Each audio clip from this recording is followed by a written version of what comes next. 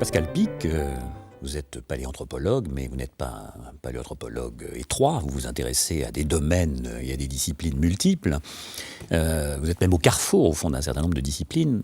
J'ai envie de vous poser une première question concernant l'homme et l'humain. L'homme, on peut s'entendre, c'est une espèce. Mais l'humain, quand on commence à essayer de parler de l'humain, ça devient déjà beaucoup plus compliqué. Ça dépend des critères que l'on donne à l'humain. Il est vrai que l'homme, c'est facile. Dans la nature actuelle, il n'y a qu'une seule espèce d'homme et on peut très facilement la distinguer des espèces les plus proches que sont les grands singes et notamment les chimpanzés. Ceci dit, quand on va au niveau des gènes, ça commence à être un petit peu plus compliqué. Néanmoins, c'est facile. L'humain, c'est autre chose. Et il y a une confusion des genres, c'est le cas de le dire, puisque mes collègues parfois parlent de primates humains et de primates non humains. Et là, il y a une confusion entre deux concepts. Un qui est celui du domaine de la nature, donc biologique, donc qu'est-ce que l'homme, et l'autre qui est du domaine de la philosophie, qui est qu'est-ce que l'humain. Et si nous avions fait cette intervention, cet échange, il y a 40 000 ans, nous aurions eu à nous poser la question qu'est-ce que l'humain, en ayant plusieurs espèces d'hommes. Et dans mon domaine, en paléoanthropologie, il y en a qui ont tendance à exclure par exemple les hommes de Néandertal, qui étaient les Européens, mais exclure aussi d'autres hommes, les hommes de Solo à Java, ou les hommes de Flores, une espèce d'homme très petite d'ailleurs, de vrais Lilliputiens. Et là, pour moi, en tout cas, et pour, disons, une école assez humaniste, pour dire les mots comme ils sont, pour nous considérons qu'il y avait plusieurs espèces d'hommes, mais dans une même humanité. Donc une humanité à plusieurs visages. Certains le refusent, certains préfèrent toujours conserver cette idée qu'il n'y a qu'une seule espèce d'homme qui se confond avec le concept d'humain. Donc c'est un enfermement. C'est un enfermement qui n'est pas acceptable à mon sens parce que ces critères de l'humain s'ouvrent à d'autres espèces et même aujourd'hui, la question se pose avec les grands singes puisque beaucoup de chercheurs considèrent que les droits de l'homme doivent être élargis aux grands singes. Alors, je dis aujourd'hui, mais soyons très clairs, il y a 2 siècles et demi, ceux qui vont fonder cette philosophie des Lumières qui va aboutir à la notion de genre humain, pensaient y inclure aussi les grands singes. Donc, on voit bien que notre modernité, entre guillemets, retrouve une réflexion plus ouverte et plus profonde qu'il y avait dans la philosophie des Lumières. Donc, l'humain, c'est simplement la mise en place de critères, mais ces critères nous exigent de notre part d'aller regarder ailleurs. Alors que pour beaucoup, l'humain, c'est un renfermement. Pour moi, l'humain, c'est une question ouverte et pas une question fermée. Donc, la question de l'homme et de l'humain sont complètement dissociées, puisque aujourd'hui, ces critères embrassent une humanité plus large qui dépasse l'homme en tant qu'espèce. Parce que on fait souvent la distinction entre le processus d'hominisation et un processus d'humanisation. Le processus d'hominisation, ce serait la sortie de l'homme de l'animalité, et le processus d'humanisation, ce serait la prise en charge de l'homme par les hommes. On aurait d'un côté l'hérédité, de l'autre l'héritage. Est-ce que cette distinction vous semble pertinente ? Alors d'abord, hominisation, ça voulait dire quoi ? L'expression vient de Teilhard de Chardin. Bon, il y a eu d'autres penseurs autour de lui, mais Teilhard de Chardin est celui qui l'a le mieux porté. Et pour lui, l'hominisation, c'est en fait un concept philosophique, et non pas un concept évolutionniste et biologique. Seulement, les deux ont été confondus une fois de plus. Et pour beaucoup, on accepte l'évolution de l'homme, mais l'évolution va vers l'homme, comme s'il y avait une tendance dans l'évolution qui aboutisse à une espèce de suprématie de l'homme. C'est un petit peu l'histoire de la providence ou autre. Seul l'homme donne de l'intelligence à l'histoire de la vie. Et en l'occurrence, donc, on aurait cette vieille idée qui traîne dans la pensée occidentale et qui remonte aux Grecs, que la nature change peut-être, mais elle a un but, c'est l'homme. Donc, on a eu plusieurs termes autour de cela, l'orthogénèse, enfin, il y a plein de textes et de concepts qui sont liés, mais l'idée est toujours la même, une espèce de finalité. Aujourd'hui, les théories de l'évolution récusent cette idée de finalité. Donc l'hominisation, c'est un terme qui tombe en désuétude.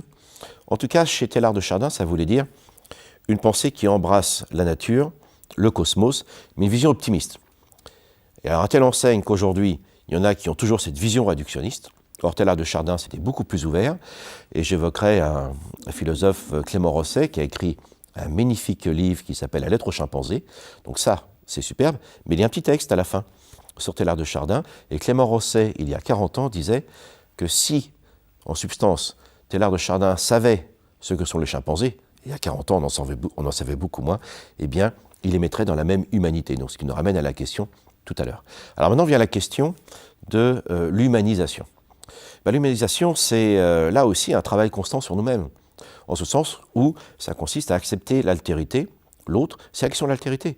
Donc certains vont dire que cela ne concerne qu'une catégorie, et donc avec derrière le concept d'humanité, qui est un concept d'humanité, mais qui est opposé à celui d'animalité, pardon, et qui va être celui de l'exclusion. C'est-à-dire que certains vont vouloir considérer encore que l'humanisation, ça correspond à une seule culture qui, à travers le développement de ces concepts, essaye de l'imposer, soyons très clairs, aux autres hommes, et si les autres hommes ne l'acceptent pas ou en sont exclus, ils ne sont plus dans l'humanité. Donc là, c'est extrêmement dangereux, mais ça a existé de tout temps et ça existe encore aujourd'hui.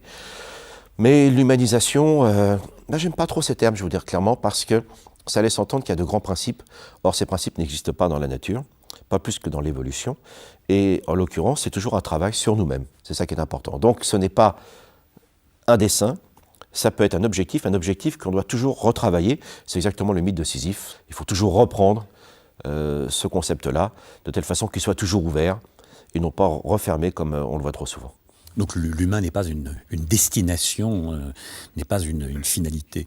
Je vais être très clair, oui. L'humain n'est pas une finalité, et quand on accepte l'idée d'évolution, et quand on voit comment se passe l'évolution, c'est une série de contingences. Donc, on sait très bien qu'aujourd'hui, que si l'évolution devait repartir dans les mêmes conditions initiales, il n'y aurait pas d'hommes, il n'y aurait pas de chevaux, il n'y aurait pas de virus, de la grippe, etc., etc.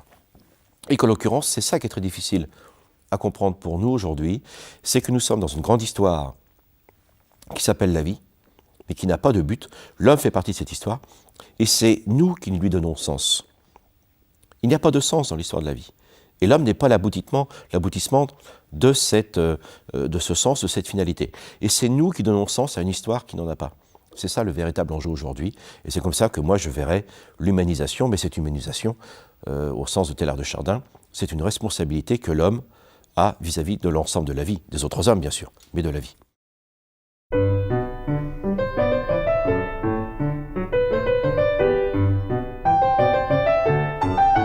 Ce refus, au fond, de la contingence par l'homme, vouloir inscrire son existence dans une sorte de nécessité, ça a évidemment la peau dure. Est-ce que ça n'est pas une des manifestations de l'anthropocentrisme ? Il y en a d'autres, mais cette tendance très largement, au fond, inconsciente à valoriser un référentiel, à savoir en l'occurrence l'homme. Alors je ne suis pas sûr que ce soit, un référentiel inconscient. On nous a mis ça dans la tête, hein.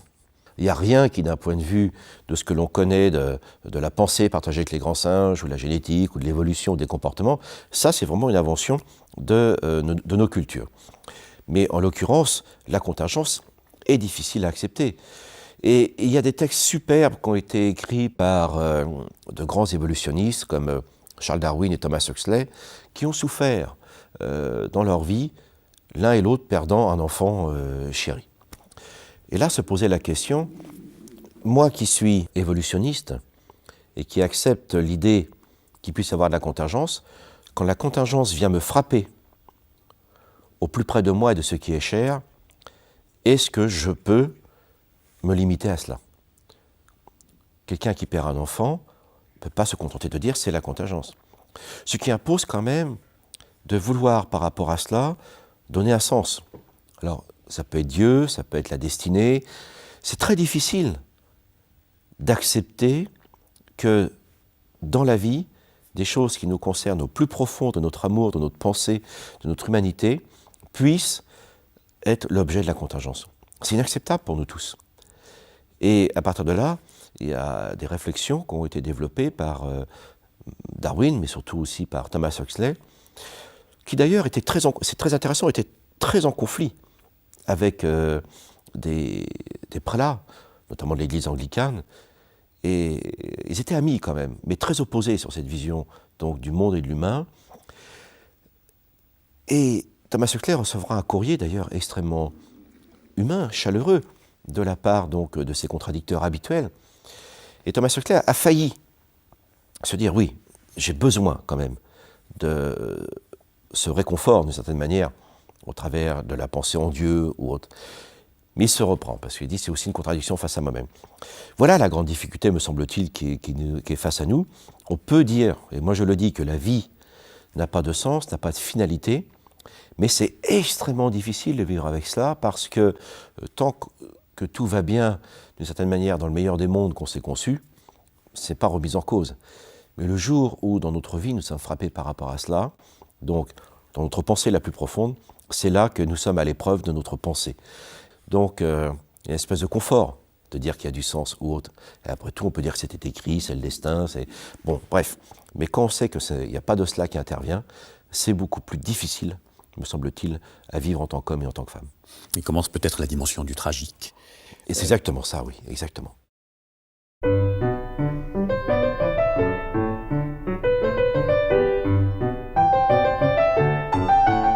Une approche éclairée conduit à remettre en cause un certain nombre de caractéristiques sur lesquelles on s'était arrêté traditionnellement pour essayer de dégager des caractéristiques humaines, des spécificités humaines. Par exemple, l'homme serait le seul à avoir une conscience de soi, le langage, la morale, l'homme serait un animal social, etc.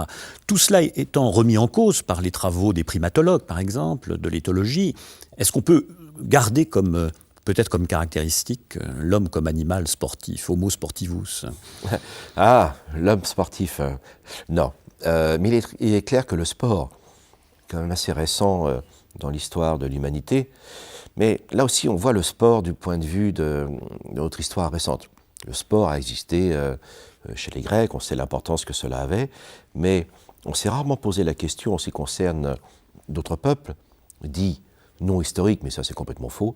Je pense par exemple aux Maasai, où il y a une culture du corps qui est extrêmement importante, et d'autres peuples pratiquent. Chez les Aztèques, il y avait des compétitions, comme vous savez, dans le sport. Et ça a toujours été lié au sacré d'ailleurs, hein, et à la religion, d'une manière ou d'une autre. En attendant, aujourd'hui, lorsqu'on parle d'éthologie, lorsque nous confrontons les critères classiques de qu'est-ce que l'homme ou l'humain à l'éthologie comparée, c'est-à-dire on compare les comportements, il ne s'agit pas pour les éthologues de diminuer l'homme. Ce n'est pas l'homme qui s'animalise, ce sont les autres espèces, notamment les grands singes, qui, d'un seul coup, rentrent dans la sphère de l'humain. Donc, il ne s'agit pas du tout de nier l'homme, mais il s'agit de sortir l'homme de son isolement complètement ahurissant dans lequel il s'est mis lui-même.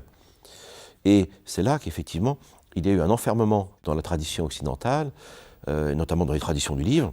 Mais là, il y a différentes approches hein, dans le monde, selon les cultures. En Occident, dans la pensée donc méditerranéenne et occidentale, nous acceptons une identité de structure, donc de corps, avec les autres espèces, donc par les gènes, par la régulation, par les squelettes, c'est l'anatomie comparée, et ça pose aucun souci. C'est ça d'ailleurs qui va donner les classifications et qui va donner les théories de l'évolution. Cependant, nous campons toujours sur cette attitude qui dit que, par notre esprit, nous sommes quand même différents. Donc on retombe sur la dichotomie de Descartes, la dichotomie de l'humain. C'est pour ça qu'on a encore ce vocabulaire, l'homme est un primate humain, et il y a des primates non humains. Donc ça ne veut rien dire d'une certaine manière, mais c'est pour sortir l'homme, on accepte l'identité de structure et de corps, mais on sort par la pensée. Voilà, l'homme aurait un supplément d'âme. Mais dans d'autres cultures, ce n'est pas le cas. Vous allez chez les animistes ou autres, c'est-à-dire ce qui fait l'homme se retrouve dans toutes les catégories de la nature, mais par contre, il y a une différence de structure. Donc c'est une autre façon de se penser par rapport au monde. Et donc vous avez en fait un espèce de carré ontologique, si je peux prendre cette expression, où d'autres approches, dans le totémisme par exemple, les individus s'identifient à la fois par la structure et à la fois par l'âme ou la spiritualité. Et d'autres se distinguent sur les deux domaines, et donc on est dans l'analogisme. Vous avez un carré endocontologique avec corps, spiritualité, avec les différentes combinaisons. Nous avons favorisé, depuis donc quelques millénaires, cette dichotomie. Mais il est très clair que par l'éthologie aujourd'hui, par l'étude que nous avons de plus en plus de ce qu'on appelle la psychologie animale, mais vous avez compris que la notion d'animal n'a plus de sens aujourd'hui dans le cadre moderne de l'évolution, eh bien, nous apercevons que bien des aspects que nous croyons depuis longtemps bien campés, distinguant l'homme de l'animal et à commencer des grands singes, ont complètement volé en éclats. Donc aujourd'hui, on n'est plus capable de dire ce qu'est l'homme. Il n'a pas de grands critères absolue, nous sommes que sur des critères quantitatifs. Mais du quantitatif qui va quand même donner des différences qui au départ sont des différences de degrés, mais qui vont devenir quand même ce qui fait d'un côté un homme et de l'autre côté un grand singe.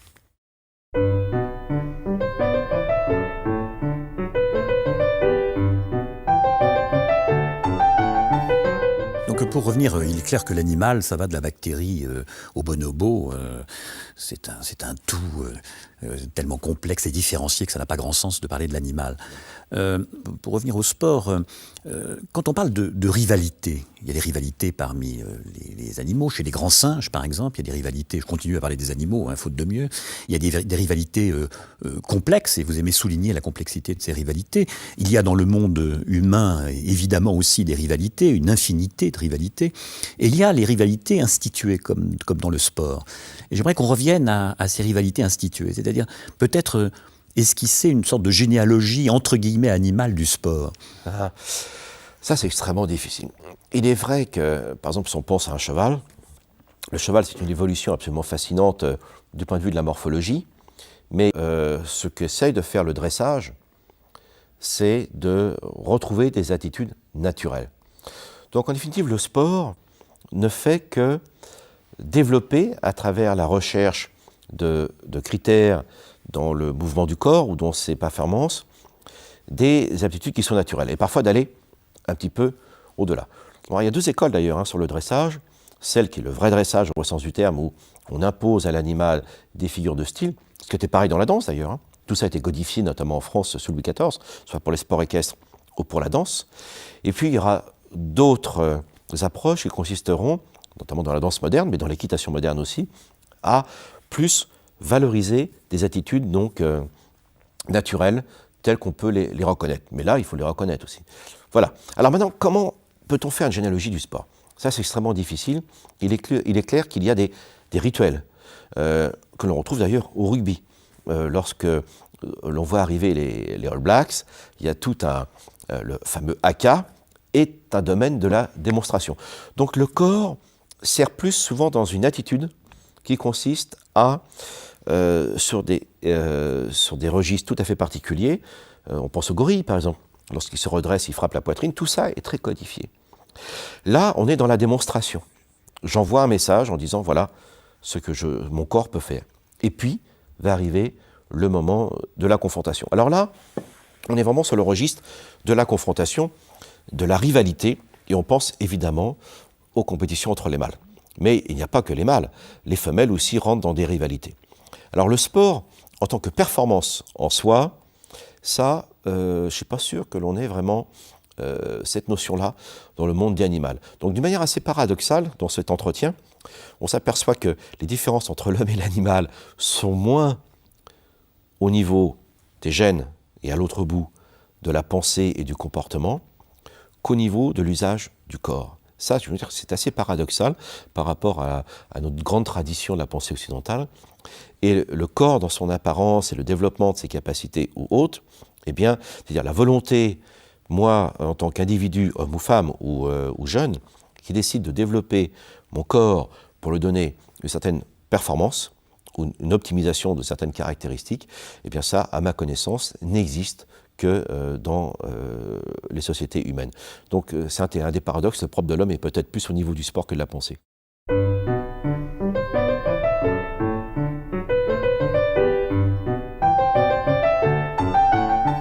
C'est-à-dire que la plasticité du corps, il faut peut-être s'arrêter à la plasticité du corps dans les cultures humaines, d'abord parce que le corps est façonné par le maintien, par un certain nombre de choses, mais est-ce que dans le sport aujourd'hui on n'assiste pas à une transformation du corps, à une action, presque une violence sur le corps, selon des critères de performance, selon des critères d'efficacité?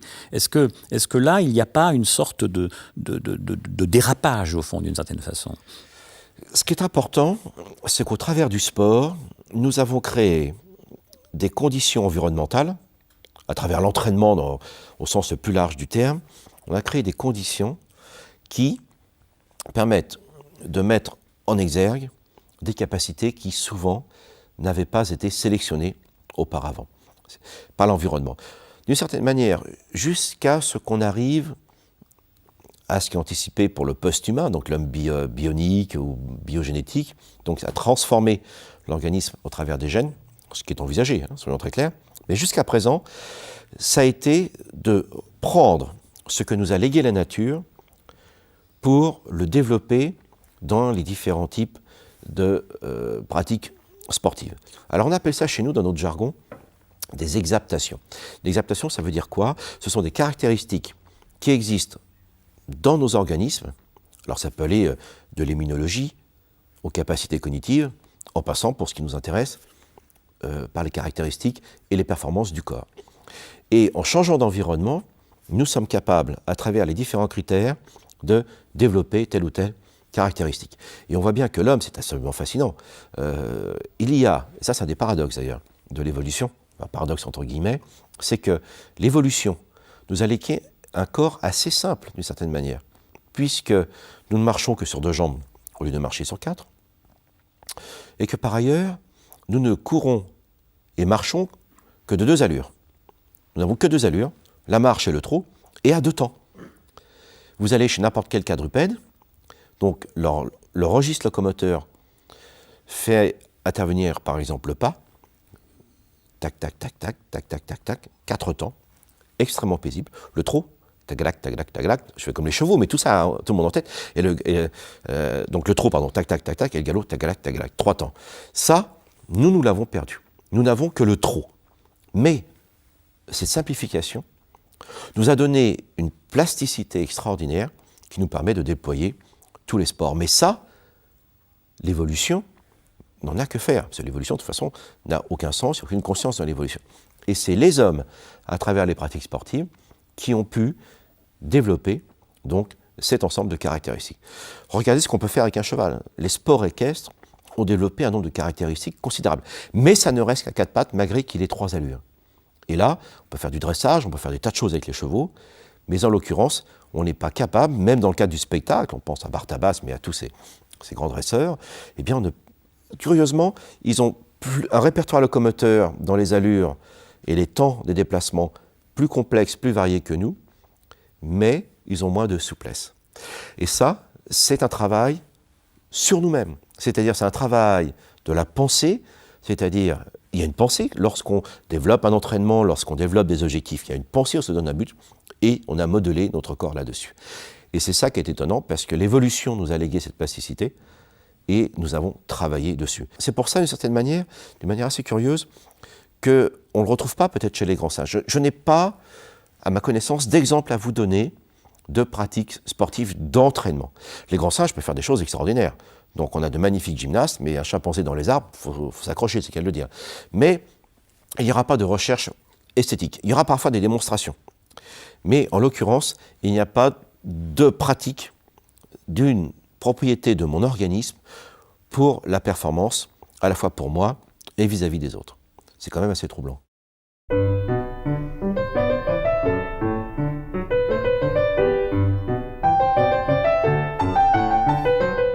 J'ai envie de vous parler du syndrome de Lucie dont a parlé Yves Coppens. Oui. C'est-à-dire, au fond, nous serions des quadripèdes pas encore complètement des bipèdes achevés. Nous ne serions pas complètement sortis, au fond, de la quadripédie. Si, on est sorti de... Non, vous savez, c'est une vieille histoire. La bipédie et la quadrupédie, mais déjà les philosophes libertins en parlaient. Puis tout le monde connaît cette histoire avec Oedipe, qui est le seul animal qui commence sa vie à 4 pattes, qui la continue à 2, qui la termine à 3. Bien. Il y a toujours eu cette idée que l'homme était un bipède forcé par la culture. Et là, on touche quelque chose d'intéressant. Puisque un jeune enfant qui est abandonné très tôt, donc c'est le mythe de l'enfant sauvage. Victor, mais il y en a plein d'autres. Il y a Amala et Kamala au début du siècle dernier, en Inde. Bon, ces histoires d'enfants sauvagés, c'est un peu bizarre d'ailleurs. Mais en l'occurrence, tous se déplaçaient à 4 pattes. Et ils allaient vachement vite, aucun problème. Donc des performances à 4 pattes qui sont absolument étonnantes. Mais ceci dit, le développement de la bipédie, nous naissons, soyons très clairs, avec des aptitudes à la bipédie. Ça, c'est lié à notre évolution. Mais selon l'environnement dans lequel on va être, alors si on a abandonné des hommes, on reste à 4 pattes, mais sinon on va marcher debout. Eh bien l'inverse existe aussi. Si vous prenez de jeunes grands singes et que vous les élevez dans un environnement, on va dire humain pour le coup, où autour d'eux on marche debout, les jeunes grands singes marcheront beaucoup plus debout. Alors ils ne seront jamais bipèdes comme nous, parce que leur évolution a fait qu'ils ne peuvent pas avoir notre bipédie. Notre bipédie est extraordinairement performante. Soyons très clairs. Mais néanmoins, on voit bien que l'environnement social, et ça on l'a complètement négligé, c'est très récent, ça c'est une prise de conscience, c'est qu'à le dire, dans les théories de l'évolution, de l'environnement social, est extrêmement récente. Et c'est là-dessus qu'il faut développer cela. Et je vais vous dire pourquoi maintenant, parce que ça nous amène vraiment dans l'actualité scientifique. L'homme et les chimpanzés, 1% de différence génétique, c'est tout. Mais où c'est plus intéressant, c'est sur très peu de gènes, que sur 25 000 gènes. Ce n'est rien du tout. Donc en fait, toute notre évolution joue, déjà au niveau génétique, sur la combinatoire des gènes. Et l'évolution va travailler sur cette plasticité. Alors bon, vous prenez un chimpanzé que vous inscrivez dans les meilleures écoles de sport en France ou dans le monde, ou l'Institut national de l'éducation physique à Paris, il ne va jamais courir à 100 mètres comme un homme. Ça, c'est très clair. Mais en l'occurrence, on sera capable de leur faire des choses que l'on ne voit pas dans la nature. Et c'est ça que nous avons fait, nous, dans l'évolution humaine. C'est justement, enfin, en tout cas sociale, c'est d'avoir développé des caractéristiques qui n'étaient pas sélectionnées et qu'on a mis en exergue. Donc il n'y a pas de syndrome de Lucie, nous ne sommes pas des bipèdes inachevés. Il faut comprendre que nous naissons avec l'aptitude à la bipédie et qu'après cela, une fois que nous naissons en tant que jeune homme ou jeune femme, eh bien, tout l'environnement social, qui va être bien sûr scolaire, sportif, etc., va modeler notre corps. Donc nous ne sommes pas inachevés. Au contraire, notre évolution nous a légué cette ouverture sur lesquelles vont se déployer tous les sports, et même aujourd'hui des nouveaux sports auxquels on ne pensait pas du tout. Et c'est quand même assez fascinant. Mais ça, c'est un corps ouvert dans ses contraintes, mais ses potentialités, qui est livré à la créativité de justement notre pensée, au vrai sens du terme, qui nous permet de déployer ces différentes morphologies et ces différentes performances. Et pour revenir au syndrome de Lucie, alors, précisément? Je ne sais pas ce qu'est le syndrome de Lucie. Bon, Lucie, ça allait très bien, hein. Elle marchait dans la savane en roulant des hanches, mais elle ne pouvait pas courir. Et par contre, dans les arbres, elle se déplaçait peut-être pas aussi bien que des chimpanzés. Donc elle n'est pas intermédiaire, il faut faire attention. Elle avait son propre répertoire locomoteur, mais il est très clair que pour elle, de son point de vue, ça allait très bien. Donc, ce syndrome de Lucie, j'ai un peu de mal à le comprendre. Moi, ce que j'appelle le syndrome de Lucie, c'est plutôt la volonté qu'ont des paléanthropologues d'être aussi célèbres que Yves Coppens, qui avait découvert Lucie. Mais ça, c'est autre chose.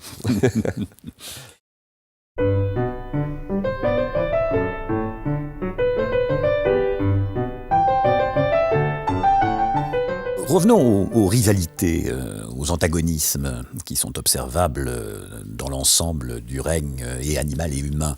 Est-ce que les règlements de ces antagonismes ne se font peut-être pas de la même manière ici et là?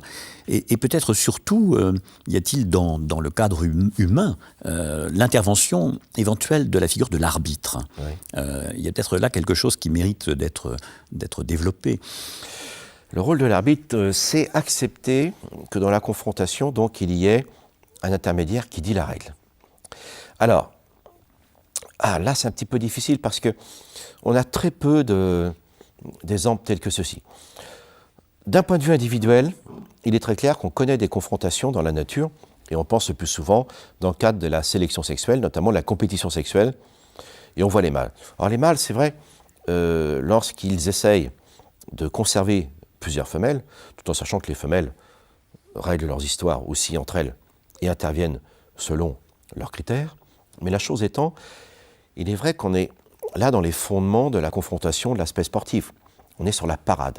Donc la parade va déployer des attitudes du corps absolument superbes. Un gorille va se camper, un cheval va se tenir. Donc ils sont très démonstratifs, ils sont magnifiques. Et après, va intervenir la confrontation physique. Mais ça, c'est directement entre deux individus. En général, personne ne va se mettre entre les deux. Maintenant, l'intervention d'un individu pour régler un conflit, ça existe chez les chimpanzés dans l'état actuel des choses, où lorsqu'il y a vraiment eu conflit, où ça a été un petit peu loin, les protagonistes donc, vont s'écarter, ils ne vont plus se parler d'une certaine manière, ils ne vont plus se regarder, ils ne vont plus interchanger. Donc les individus vont interférer pour rétablir le contact. Un mâle dominant et une femelle dominante pourra intervenir aussi pour régler les conflits sociaux. Donc il y a des individus qui souvent ont un statut d'autorité, soyons très clairs, mâle dominant, femelle dominante, ou très influents, qui vont interférer, faire des arbitrages et établir des ambassades pour la réconciliation. Mais à l'inverse de ce qui se passe chez l'homme, ou lorsqu'il y a des conflits, des compétitions sportives ou des confrontations, il n'y a pas de règles établies. C'est-à-dire, les joueurs qui rentrent sur le terrain savent qu'il y a des règles. On sait très bien que très rapidement, d'une manière ou d'une autre, volontairement ou involontairement, on va jouer avec les règles. Et en l'occurrence, l'arbitre est là pour le rappeler. Et ça, je ne le connais pas dans le cadre des espèces animales, parce que la règle exige quand même qu'il y ait un discours. Donc il n'y a pas de notion discursive. Là, on voit bien que le langage joue un rôle quand même extrêmement important par rapport à cela. Mais il n'empêche qu'il y a quand même des codes. Il y a des codes qui sont non dits dans le monde animal. Mais on voit bien, à partir du moment où ils sont non dits, quel peut être l'arbitre qui peut dire la règle? Donc là, on tombe, me semble-t-il, sur une impossibilité dans l'état actuel des choses. Ce qui ne veut pas dire qu'on voit bien qu'il y a, je le répète, des réconciliations, des ambassades, des arbitrages, mais ça se manifeste directement sur le contexte. On ne peut pas dire à l'autre, tu n'as pas bien fait. On peut lui taper dessus, on peut le menacer, on peut lui dire, le regarder. Donc ça, c'est les chimpanzés, on l'a bien, chez d'autres espèces aussi. Mais la notion de dire la règle, ça n'existe pas à travers, en plus de ça, ce qui exige un partage de la règle, qui est dite également, et ça n'existe pas dans le monde animal, à ma connaissance. Et ça a des conséquences importantes, parce que à la fois c'est ce qui permet d'instituer au fond un temps, un espace et une action particulière, mais dans nos sociétés modernes par exemple, est-ce qu'il ne finit pas par y avoir une sorte de disparition même des codes de règlement des conflits? Est-ce qu'il n'y a pas une sorte de juridisme qui consiste à aller chercher systématiquement des arbitrages, et les arbitrages eux-mêmes appellent des arbitrages? Est-ce qu'on n'est pas dans une sorte de dérive où les conflits appelleront des instances plus ou moins spécialisées pour les régler, mais l'autogestion du conflit aurait tendance à disparaître? Alors ça, c'est une caractéristique assez troublante dans nos sociétés, le recours à l'arbitre. L'arbitre peut être, évidemment, on pense à l'arbitre sur le terrain de sport, mais ça peut être l'arbitrage dans un conflit, dans un couple, avec l'avocat. Ça peut être aussi le psychanalyste. Donc c'est la recherche de l'intermédiaire, ou tout l'arsenal judiciaire. Ce que je trouve troublant dans nos sociétés, en effet, c'est cette incapacité croissante à la réconciliation. On a perdu la vertu du palabre. Et le grand éthologue Franz de Waal, qui a écrit de la réconciliation chez les grands singes, avait fait cette remarque, où effectivement dans la société américaine, où justement il y a une culture de l'apparence, une culture du sport, qui est assez étonnante aux États-Unis, plus développée que ce que l'on a en Europe occidentale, où là, en effet, il y a un recours systématique à l'intermédiaire ou à l'arbitre. D'ailleurs, on évite de rentrer en conflit, parce que ce qui est intéressant, c'est que si le ton monte, ou si l'agressivité commence à monter, ça peut aller dans une extrême violente. Donc ce qui est extraordinaire dans cette société que l'on commence à connaître chez nous, il y a d'un côté l'évitement du conflit. Mais si le conflit se met en place, ou alors on va chercher l'intermédiaire, parce qu'on sait très bien que d'un autre côté, si le conflit s'enclenche d'une manière plus physique ou plus violente, eh bien ça peut aller jusqu'au meurtre. Et c'est ça qui est assez étonnant, puisqu'on a une société qui est complètement déconnectée de ces rituels que l'on a avec ces codes dans le monde animal. Par exemple, il est extrêmement rare que, même chez des tigres, il y a tout un ensemble de rituels, chez les gorilles, de parades, où on va essayer de s'influencer, et l'autre va gagner parce qu'il va faire une meilleure performance, il va plus s'impressionner. Ça, on a tendance à le perdre, et en l'occurrence, on préfère avoir affaire à l'intermédiaire. Mais on n'est plus capable de se regarder dans les yeux et d'établir à travers différents protocoles ces processus de réconciliation. Et ça, je trouve que c'est extrêmement dangereux pour l'avenir des sociétés humaines.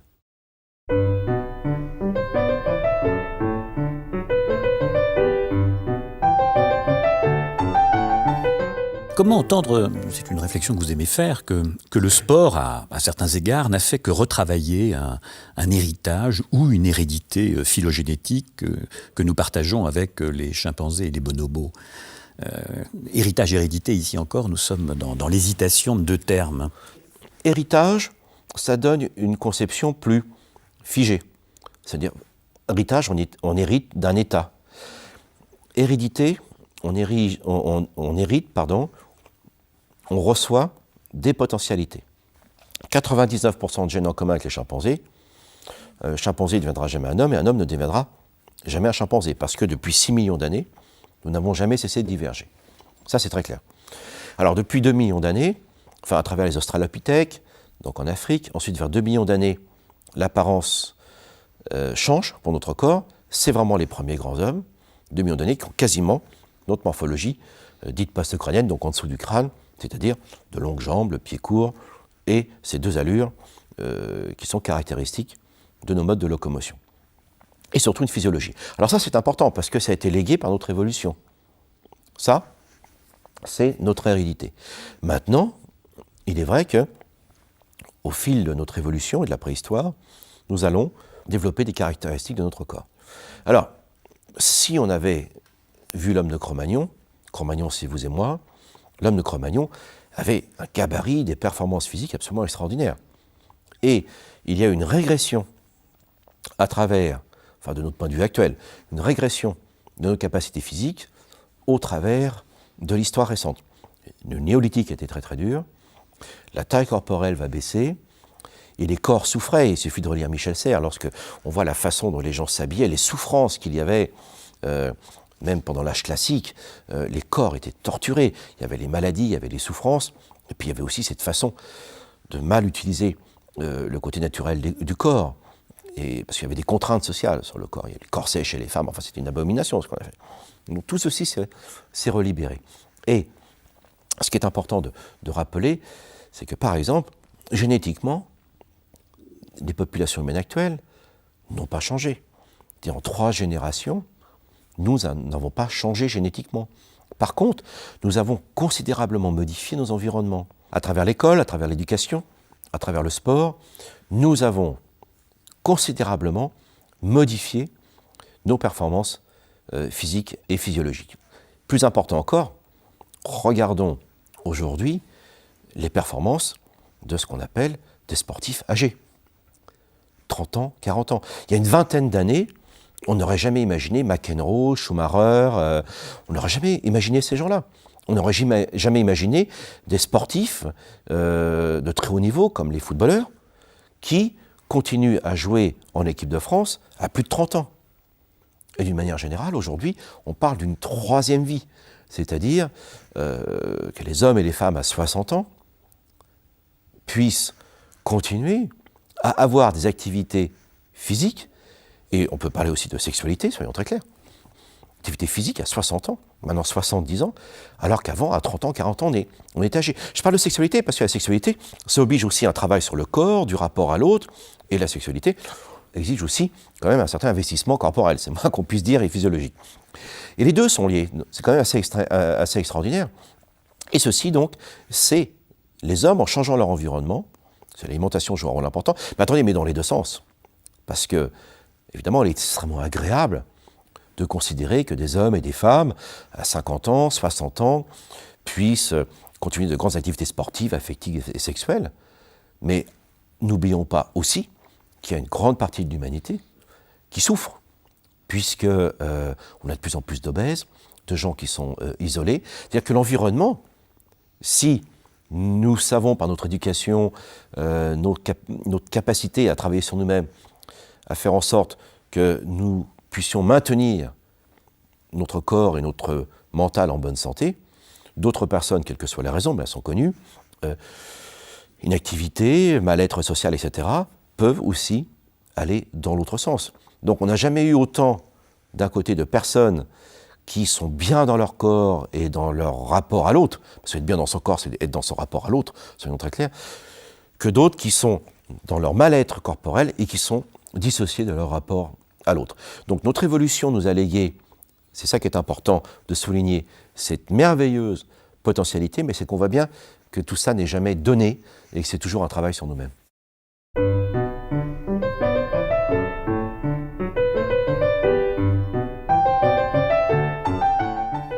Mais quand on prend des rivalités entre groupes humains, par exemple, rivalités qui peuvent être instituées ou non, mais il y a des rivalités instituées qui sont des phénomènes extrêmement complexes. On pourrait parler de fait social total. Si on prend par exemple un match, c'est une rivalité instituée avec ses règles. C'est pas simplement une rivalité ludique, c'est aussi une rivalité politique, c'est une rivalité peut-être aussi peut-être religieuse, il y a peut-être une intervention du sacré. Si on prend un match de football, par exemple, au Brésil, il y a un ensemble de choses extrêmement compliquées. En quoi, par exemple, la connaissance des grands primates peut-elle participer à éclairer cette complexité d'un phénomène social? Lorsqu'on parle des rivalités dans le monde animal, on a toujours cette vision cliché, j'y reviens tout le temps, mais c'est celle-ci qui domine, de la compétition, notamment entre les mâles, mais aussi entre les femelles, mais ça on le voit moins bien, parce qu'elles sont moins spectaculaires et elles sont plus malignes. Mais c'est toujours entre individus. Les rivalités entre groupes, c'est beaucoup plus rare, parce que ça nécessite une conscience de groupe. Or, ceci existe. Ceci existe.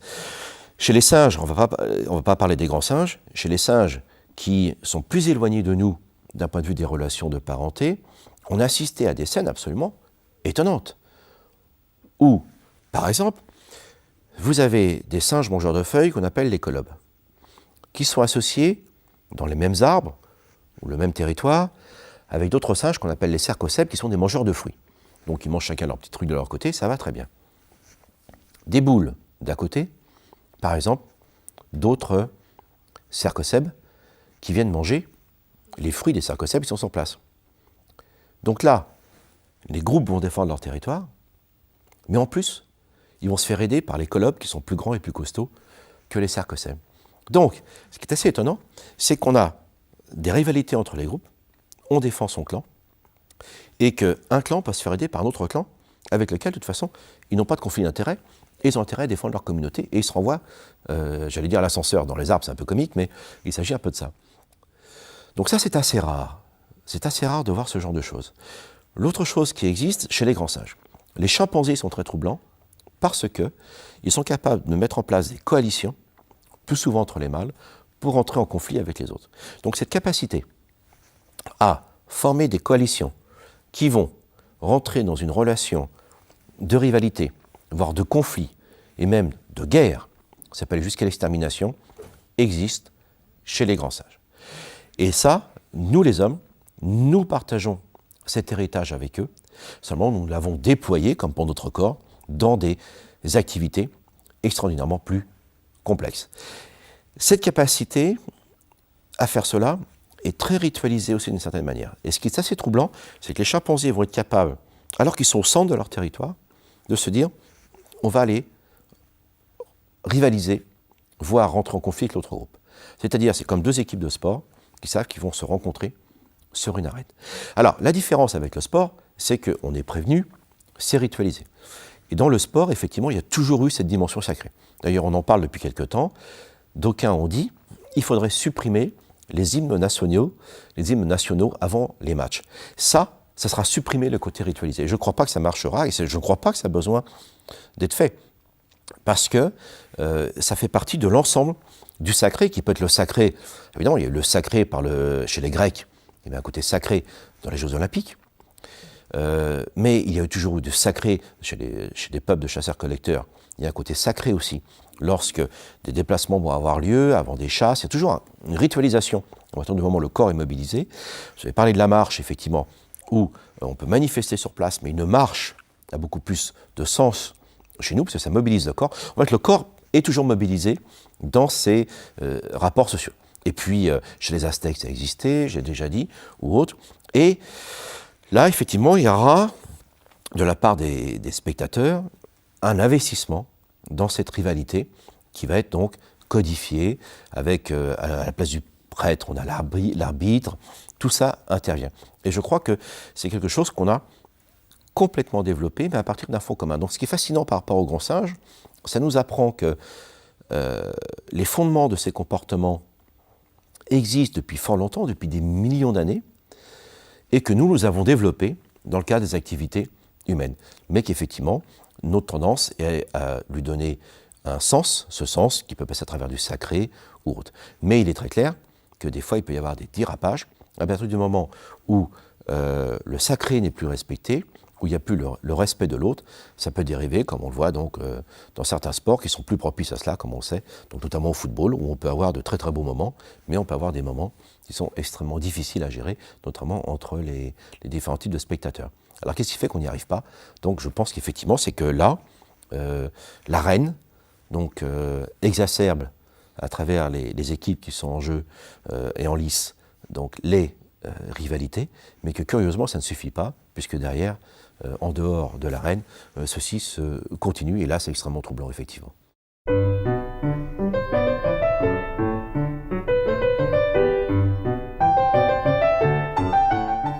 Il y a des groupes qui peuvent refuser les arbitrages, refuser les règles. Qu'est-ce que c'est que les hooligans, d'une certaine manière, si on ne croit pas une interprétation de type ça refuse des règles, sociologique? absolument. Est-ce qu'il y a quelque chose d'équivalent dans le règne animal? Enfin, chez les grands singes, disons, arrêtons le règne animal. Curieusement, je ne l'ai jamais vu, moi, dans le monde animal. Peut-être qu'on s'est mal posé la question. Il y a beaucoup de choses en éthologie qui nous sautent à la figure depuis peu de temps. Mais dans l'état actuel des choses, on ne connaît rien de cet ordre-là. Et je crois que c'est manifestement un débordement, d'une certaine manière, de caractéristiques naturelles liées à notre héritage commun avec les chimpanzés, notamment, qui s'exacerbe dans le cadre du jeu social, mais qui, au bout d'un moment, a été tellement loin que même la règle sociale ne peut plus le contrôler. Donc on a affaire à quelque chose qui sort du domaine de l'éthologie. C'est pour ça que quand on dit, quand il y a des conflits comme ça entre ces supporters, on dit c'est de l'animalité, de la sauvagerie. Ben justement non, on le voit bien parce qu'on n'a jamais observé ce genre de choses. Parce que là on est en dehors de toute règle. Et d'un seul coup, et en dehors de toute règle, ce n'est pas retrouver l'animalité, c'est des débordements que seuls les hommes sont capables de mettre, j'allais dire en œuvre, c'est pas le terme, mais à développer sans aucun contrôle. On retombe sur Konrad Lorenz, d'une certaine manière. Konrad Lorenz qui disait que notre agressivité est tellement récente, en raison de notre histoire évolutive, qu'on n'a pas eu le temps de développer les codes qui permettent de la limiter. Mais en l'occurrence, je ne suis pas d'accord avec cela, c'est au contraire. C'est que notre évolution nous a légué cette plasticité extraordinaire qui nous amène à créer tout ce monde de représentation, d'obligations, d'échanges, de sacré, mais que parfois nous n'avons pas développé les codes qui permettent d'éviter ces débordements. Mais ça, ce n'est pas l'animalité, c'est véritablement de la création au sens humain du terme. Oui, parce qu'on peut interpréter ça en termes d'anomie, hein, c'est-à-dire de disparition au fond des règles, mais exactement. C'est peut-être aussi parce qu'il y a dans les sociétés humaines une capacité à constamment recréer des règles, et peut-être à opposer des règles à d'autres règles constamment, il y a une sorte de...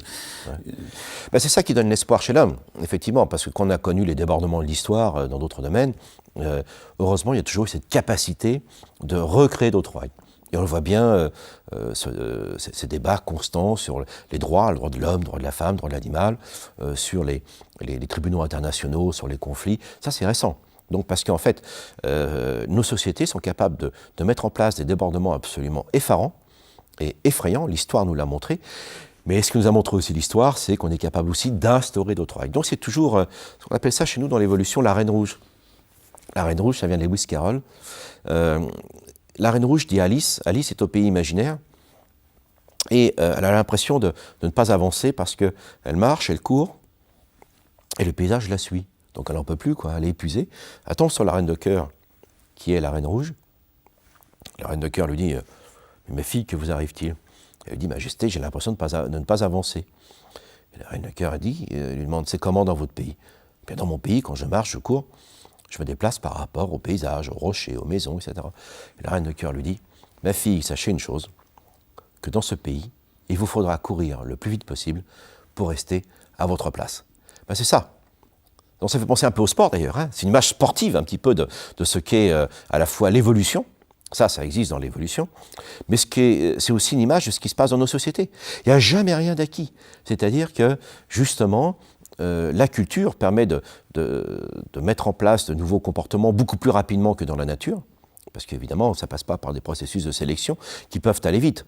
Mais dans nos cultures humaines, ça va encore beaucoup plus vite, mais qu'en l'occurrence, c'est toujours la reine rouge. Donc il n'y a jamais d'absolu.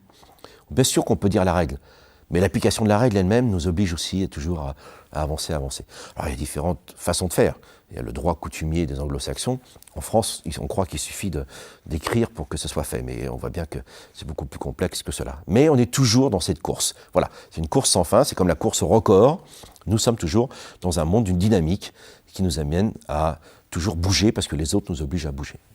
Oui, puis peut-être aussi parce que de la même façon qu'on a tendance concernant les grands singes, par exemple, à imaginer qu'ils sont simplement commandés par l'instinct, alors que nous avons des règles instituées, on a l'impression dans nos sociétés que ceux qui échappent à la règle commune sont évidemment dans le désordre et dans l'anomie, pourquoi pas commandés par leur bestialité. Je pense aux événements des banlieues récemment, où on a interprété cela comme facteur pur de désordre, sans être attentif aux règles mises en place, qui sont peut-être parfois beaucoup plus rigides que dans le reste de la société. Il y a des règles dans ces banlieues qu'on peut accepter ou pas, qui ne sont peut-être pas les règles de la République coutumière, où on peut considérer que ce sont des sauvageons, ce qui a été dit en d'autres temps, ou est-ce qu'on ne peut pas se dire que derrière cette haine, c'est un cri d'amour qui n'est pas entendu. On a l'impression que la règle de la République ne s'applique pas à eux. C'est-à-dire qu'ils ont l'impression que les règles qui sont celles des autres à travers l'éducation, à travers le groupe social, à travers ce qu'on peut appeler les règles de la République en général, ces règles ne s'appliquent pas à eux, donc ils sont exclus. Donc on les a mis, et c'est vrai, en dehors du champ de la règle. À partir de là, ils n'ont pas de règles. Et c'est pas spontané. On ne rentre pas dans le jeu. À partir du moment où il n'y a pas d'espoir, si dans un sport, l'autre en face ne respecte plus du tout la règle, ou si la règle n'est pas appliquée, à partir de là, pourquoi allez-vous la respecter? C'est comme le dopage, c'est comme tout cela. Donc il y a une telle absence un tel sentiment d'exclusion et d'extériorité par rapport à la règle commune que quasiment c'est une violence qui est sur eux-mêmes. Et ça, je crois que c'était rarement souligné.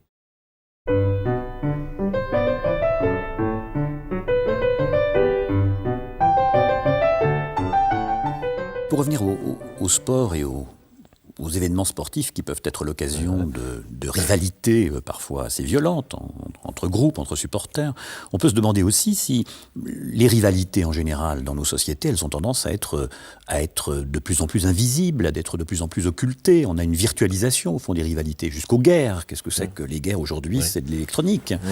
Au fond, est-ce que le sport ne reste pas un des derniers lieux de visibilité des rivalités instituées, avec d'ailleurs un certain nombre de signes qui étaient caractéristiques des rivalités antérieures, par exemple les fanions, les couleurs, vous parliez tout à l'heure de l'hymne national, du drapeau. Donc est-ce que le sport ne se trouve pas investi finalement d'un certain nombre de choses qui ont déserté le reste des cadres sociaux ou des contradictions sociales? Jusqu'il y a encore très peu de temps, dans les conflits menés par les États, ou les groupes, qu'importe, il y avait toujours un effet de parade, de démonstration. Le corps était orné de plumes, de masques, il y avait les chants, il y avait des cris. Enfin bref, avant d'entrer en conflit, il y avait une démonstration au sens éthologique du terme. C'est-à-dire on parade pour impressionner l'autre ou pour montrer à l'autre « je suis plus beau, je suis plus fort, je suis mieux armé, je suis plus rapide », qu'importe. Mais en tout cas, avant la confrontation, il y avait toute une ritualisation. Et après, pouvait intervenir le conflit en lui-même, et là, effectivement, avec ce que l'on sait sur les champs de bataille. Ce qui est assez étonnant, en effet, c'est que cette façon de mener les conflits va s'atténuer. Il y a toujours des conflits, mais en tout cas, ce côté de parade, de démonstration, au XXe siècle d'ailleurs, avec, par contre, le développement du sport en parallèle. C'est-à-dire que la confrontation entre les groupes va rentrer sur des différents types de rituels. Et d'ailleurs, on le voit bien, même aujourd'hui dans le sport moderne, l'importance de la démonstration vestimentaire. Quand on voit une finale de 100 mètres aux Jeux Olympiques, quand on voit le tennis aussi, qui sont complètement ouverts il y a une trentaine d'années, avec les tenues, on n'aurait jamais imaginé les tenues qu'on voit chez les joueurs de tennis et les joueuses de tennis aujourd'hui, il y a simplement 70 ans, où tout le monde était dans la même tenue ou autre. Parce que les rituels se jouaient ailleurs. Dans un 100 mètres, le plus spectaculaire, c'est moins le 100 mètres d'une certaine manière que les processus adoptés par les uns et les autres, dont la concentration, qui est à la fois une concentration pour soi, mais aussi une démonstration vis-à-vis de l'autre. Ceci n'existe plus du tout dans les conflits. Dans les conflits dits modernes, effectivement, c'est le camouflage. On peut atteindre l'ennemi sans jamais le voir. Et aujourd'hui, on sait très bien que les conflits ne sont acceptables que parce qu'on ne voit plus les effets, en définitive, des confrontations et de ces atteintes au corps. On n'en parle plus. On n'a plus du tout d'image des conflits. On appelait ça les guerres propres, ou c'est quand même hallucinant. On sait très bien qu'il y a des cadavres, il y a des gens qui souffrent, mais ça, on ne le voit plus. Donc le sport, ce qui me trouble un peu, a remplacé cette vision du corps qui est touchée chez l'autre, chez l'adversaire, alors que là où les corps sont détruits, on n'a plus du tout cette image-là.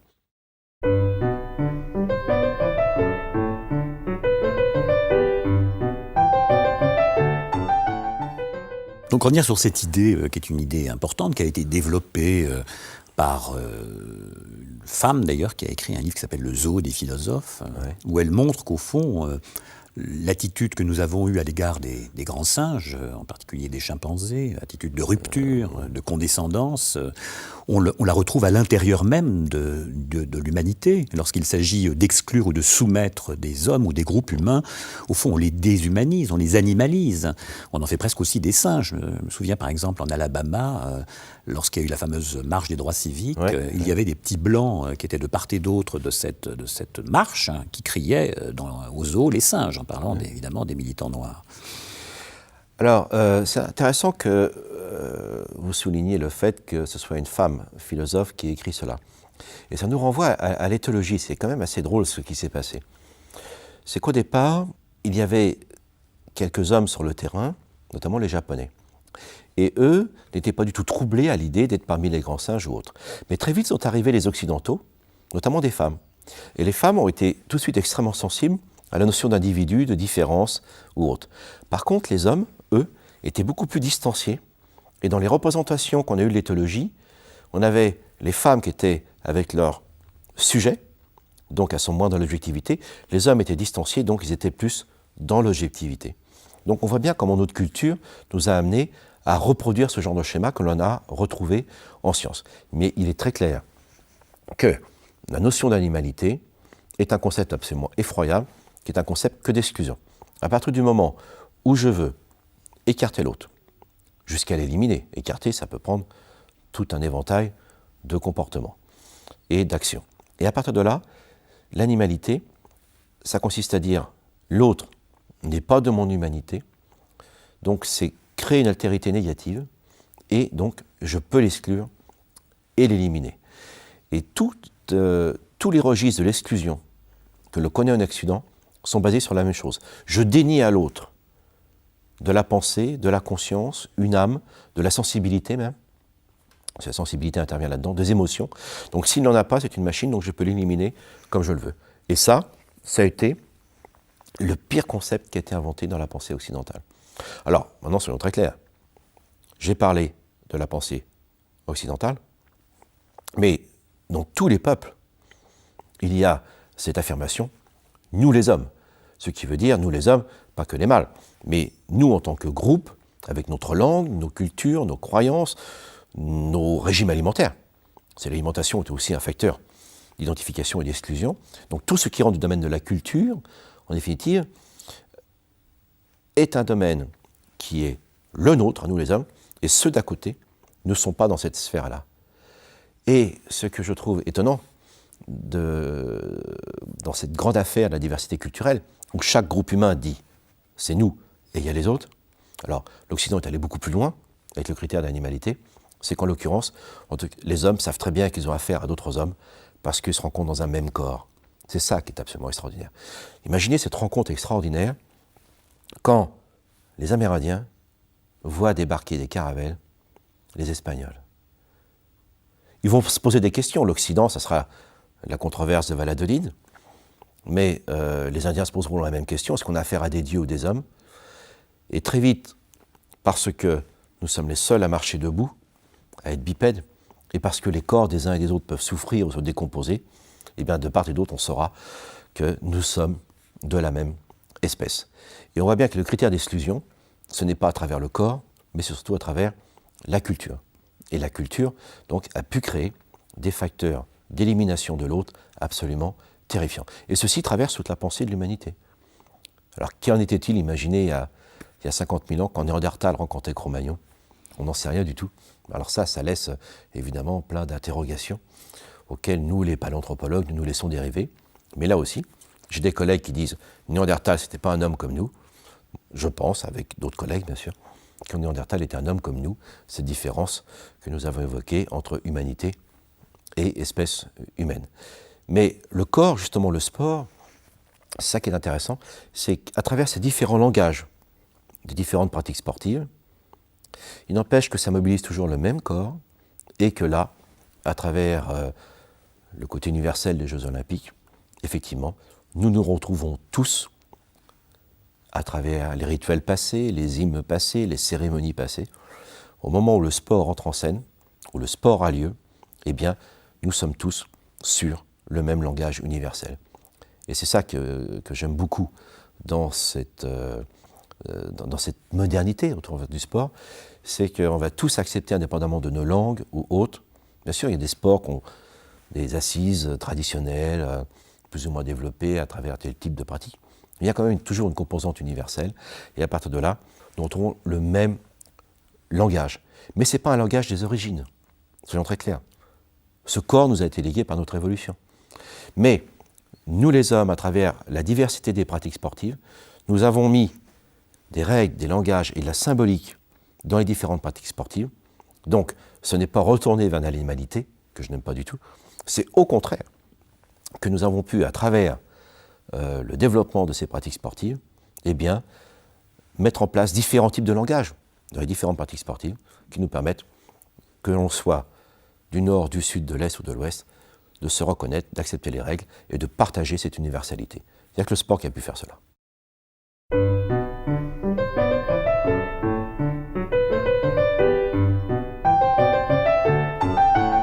Donc, pour conclure, autorisons-nous une sorte d'échappée un peu utopique ou utopiste.